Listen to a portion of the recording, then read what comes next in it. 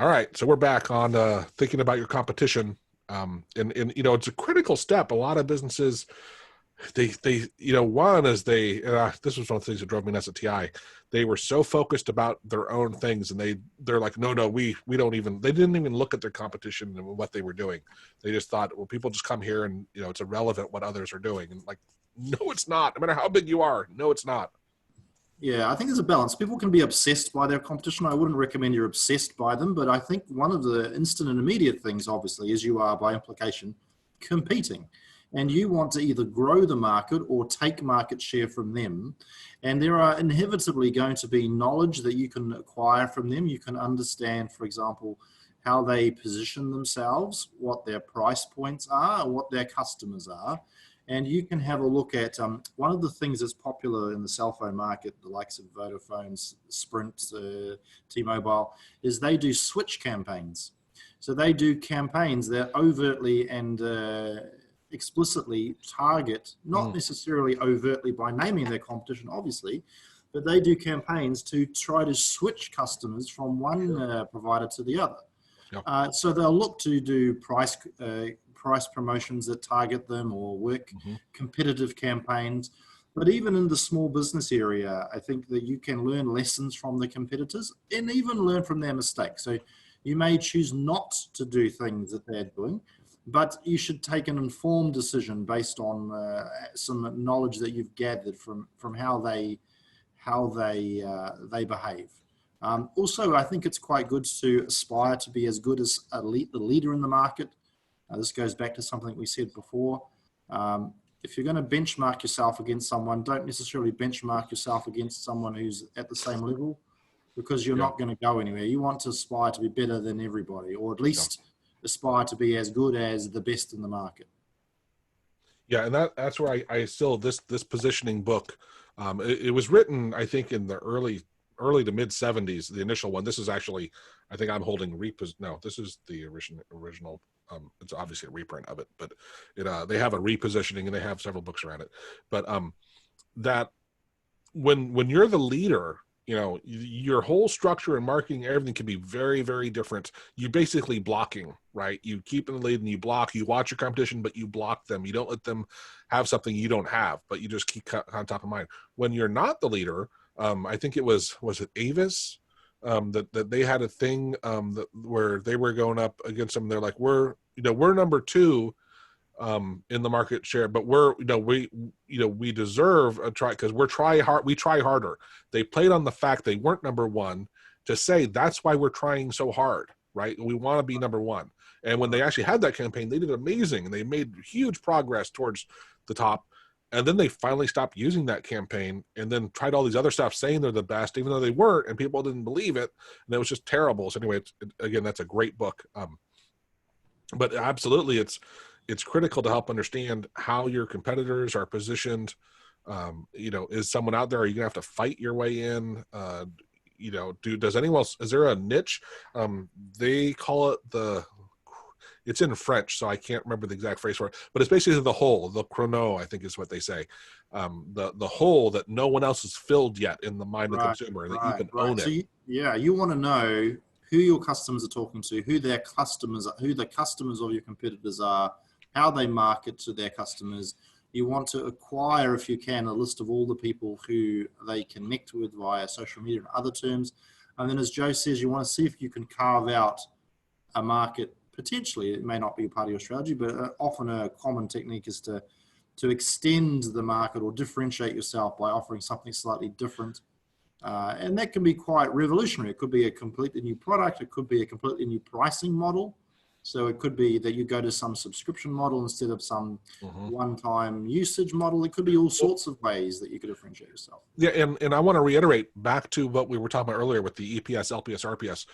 When everyone's in RPS, again, you need to come up with something that's going to break people out of that. And that's exactly what Ryan's talking about, is a whole different approach that really gets them to rethink it and go, wait a minute, why am I spending, like SBSS used to charge, they were like charging like $15,000, $17,000 for an annual license, right? And then, other ones were free. And so how do they compete with this stuff? Other ones were coming in, they're free.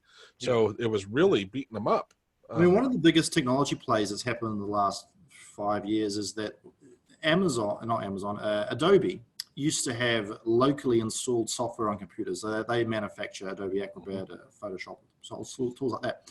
Now they have a SaaS model. So they have a model where instead of people installing the software locally and paying one time and never upgrading, right. they have a reoccurring subscription model. And they initially had their revenues dropped a little when this was first implemented, but now they are doing extremely well because they have locked in reoccurring revenue. They're looking to carve out new product portfolio. They can upsell more easily. I mean, there's a lot of competitors now in that market that are competing against them, and they are suffering a little bit. But this was a right thing to do at the right time. So they are more insulated than they might have otherwise been. But this was again about them disrupting the market and doing something different and quite revolutionary at that time. Yeah, for yeah, that and anyway. In history is, and that's where Reese and Trout and several of their books taught. There's one called Big Brands, Big Trouble, and they go in through document, as they do in positioning as well. So many large companies that own a certain area, and they think, oh, hey, we own this thing, but let's see, what was it? What was the RCA tried to get into computers and they actually, in the audiobook of the position, I think they said they figured out, and I forget the guy's name, but the CEO, that they spent so much money trying to get RCA into computers that they could take $100 bills and stack them, flat, and it would go past his window on like the 57th floor of his office at the Empire State Building, whatever building it was, right? It was hilarious of like these large companies that think, oh, we're everything. We can do this. We can get into any market. And they end up screwing up even their own business, because then people don't understand what they stand for. The other one is, of course, they let's take cigarettes.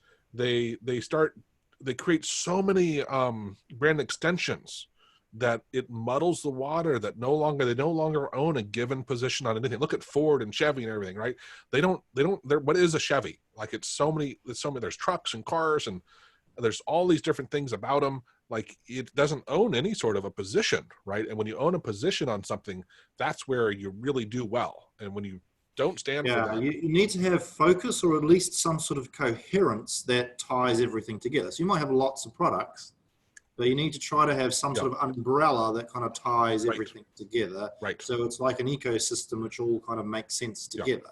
So if you are a service type business, I don't know, in home services, and then you also have something that's very different, it's going to be hard to have those two things, working collectively together and being able to upsell one into the other or whatever. Yeah. So now, Procter & Gamble does a great job of, they create whole brands that own a given position. And this is where it does lead well into the unique selling proposition, right? And you mentioned actually this earlier too, is look, what is unique about your product that you're going to get that's important to consumers, that are going to get them to buy from you instead of any of your competitors, or doing nothing at all? And I think that's a critical thing of like, look, not only do you have to look at, why would they buy from me instead of buying from one of my other guys, but a lot of people just don't even buy at all, right? So you got to have a compelling reason to why they're going to come buy from you, right? And that's what, there's a lot of things. Dan Kennedy talks a lot. I think it's actually from, what was his name? Rosser Reeves. He wrote a book. This book was like, I think it was out like in the 50s. I bought it. He cites some amazing data on how much money and inefficiency was done, because he ran this really, really large advertising company. And the amount of money, the amount of waste that they would actually do testing and show the performance difference when you actually had a strong positioned advertising campaign versus when you're doing nothing.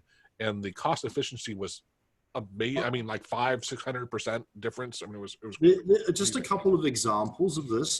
So two sprung to mind as we were discussing this. One is a French hotel group called Accor, and they have four different so they have four different hotel brands, all pitched at different price points for different types of audiences. And the back office services, the booking system, the admin, the cleaning, all of those things can be amortized, that those core costs Doesn't matter whether it's at the high price point Right. premium luxury hotel group, or it's at the very cheap lowest end days in type price.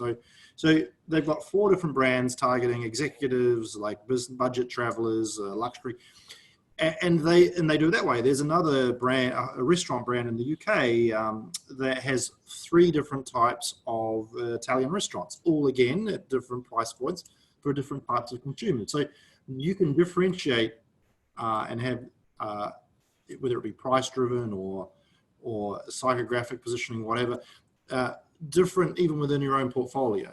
So you don't have to be all things to all people, even within your own portfolio. You can diversify and have a unique proposition for every single one. And I think that Procter & Gamble is a good example of that as well.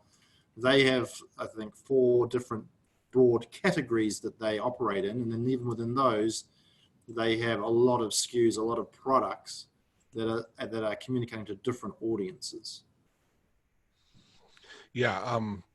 Boy, I just can't say enough about how important it is. Again, you look at like Chevy, and I think your point both on differentiating in the what it is and the price points. They have so much overlap that they're just eating themselves, right? Which is, it's not that you shouldn't do it, because look at Kodak. Kodak invented the digital camera, and yet they started doing it, and they said, we don't want to market this because it's going to take away our sales for film. So they canned the idea, and then kind of decided not to develop the digital camera. And yet, of course, it still came to be and ended up eating them. They could have owned the digital camera. They could have totally led that and been alive today. Yet they lost it.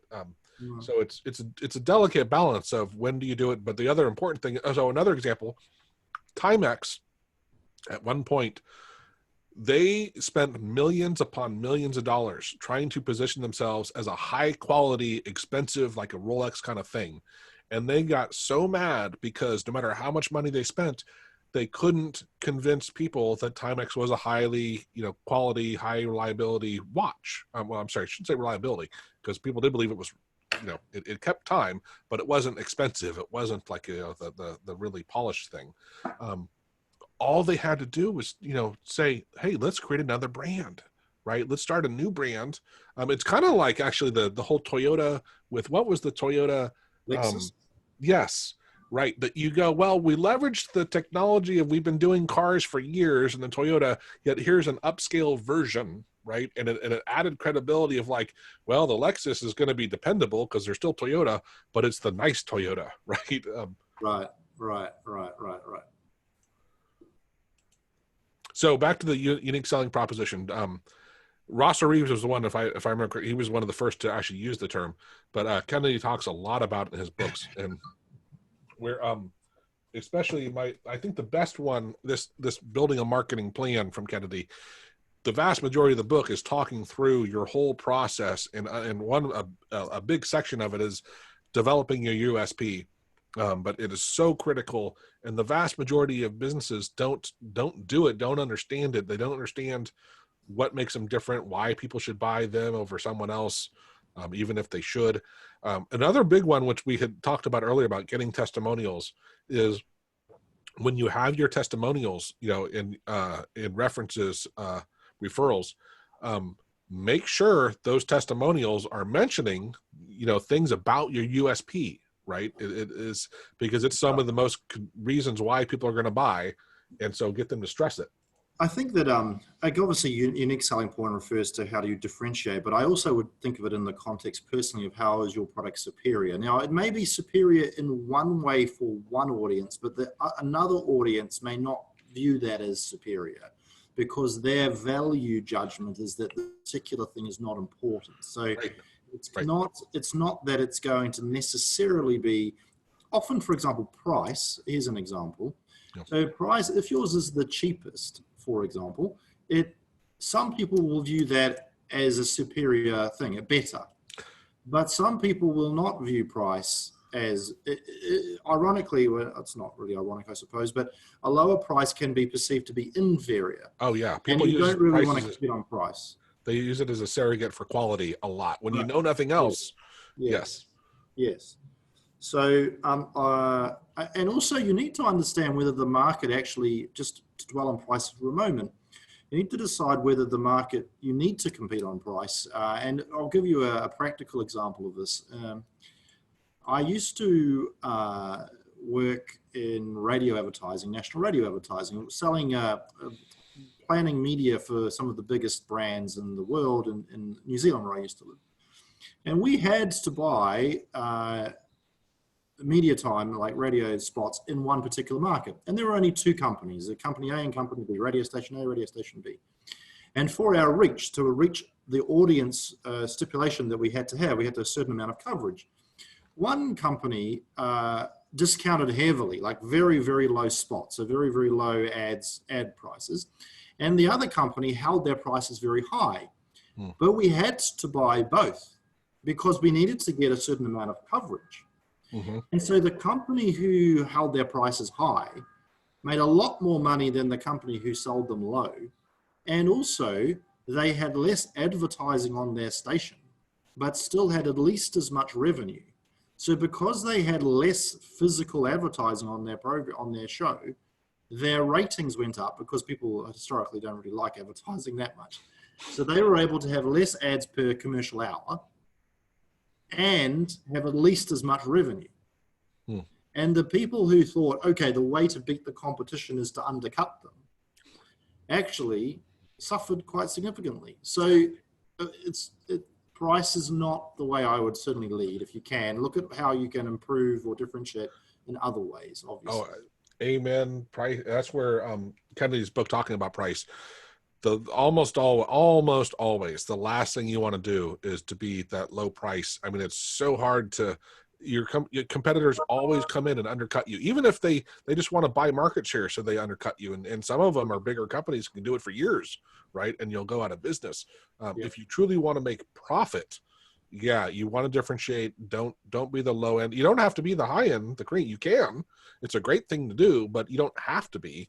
But you do want to be able to argue why you especially argue why you don't. Explain why you don't want the cheapest one.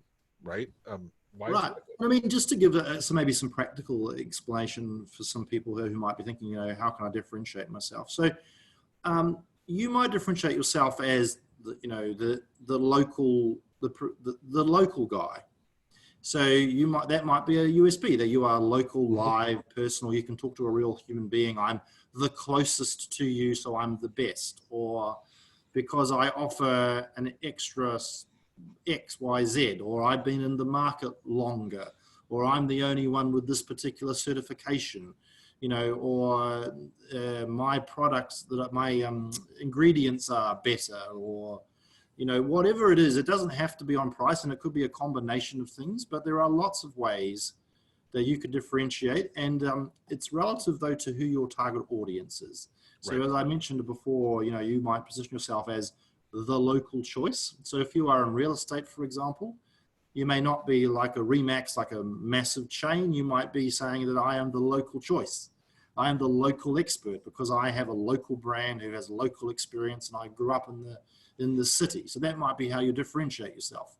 You may not need to compete on price because you know the market better. There's all sorts of ways that you can avoid having to differentiate on price. Yeah. There's it's I don't want to say unlimited, but there's so much you can do. And yet that was one of the things.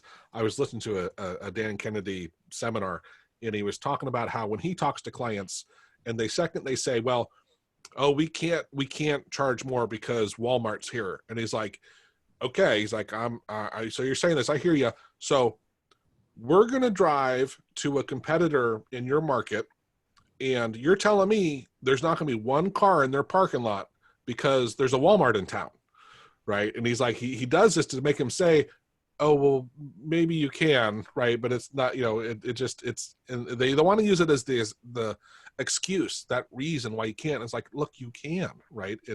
Look at bookstores for Amazon, right? Initially, bookstores a lot of them went out of business, but later on, small niche ones, came up and they rethought the market, right? They actually ended up, a lot of them may be more profitable because they changed what they were offering. Especially they offered service, right? Is a great way to You get, you go to Walmart, good luck finding someone that can really understand books in the first place or whatever, right? That's going to help Right. you. And that's a really good point. So people also, you got to understand what motivates your customer. All right. So if you're targeting the right type of customer, and I don't say they're the right type, a certain type of customer, they may put a high value on convenience.